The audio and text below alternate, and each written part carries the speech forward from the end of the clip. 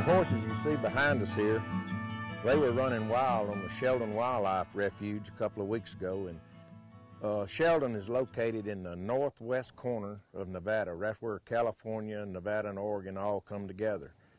And they're so overpopulated that they're taking them off out there and trying to bring them back to the east to adopt them out where there's a greater population of people. Well, we went out and picked up one load, and then two other truckers brought two more loads. So we've got 119 here now. And so we've been feeding and watering them and letting them get acclimated, and now we're ready to adopt them out.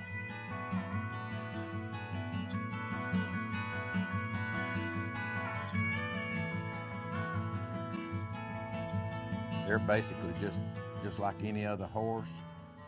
The only thing about these horses is you've got to have a proper facility to put them in when you first get them, because they know nothing about barbed wire fences. They'll just go through barbed wire.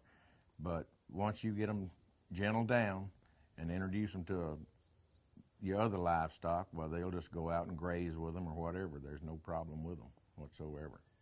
We have found over the years, since we've found homes for about 20,000, we have found over the years the ones that really know a lot about horses, it's not your best applicant because they expect too much too soon.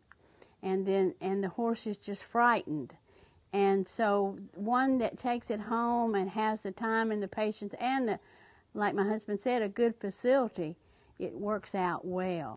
It's amazing that some of the people that take these horses and train them, that you just didn't think they had those kind of capabilities. I mean, you'd think you'd have to send one of these horses to a professional trainer somewhere, but a lot of these people get them, and they just take a lot of time with them, and they really turn out with a good horse.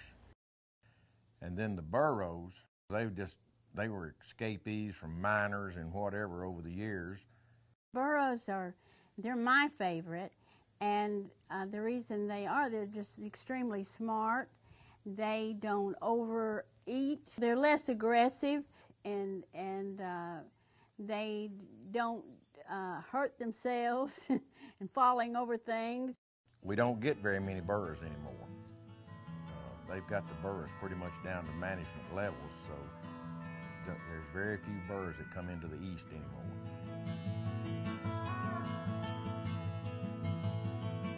It's not very expensive, but it is a life commitment, and we want those people to know that when they come, that this is something they're inviting into their home as to be part of their family. Once these horses when they turn around and start trusting you, it's just like daylight to dark. I mean, it's amazing what they can do. It's just been very rewarding seeing animals that otherwise may have starved to death and met a bad fate, and then you see them with folks that can't go out and afford a very expensive registered horse. We have a lot of repeat customers, and we have a lot of people that send us pictures, birth announcements, and all kinds of pictures about how well their horse did. And it's so gratifying to hear people say, "Oh, I just love my horse. I don't know what we've ever done without him."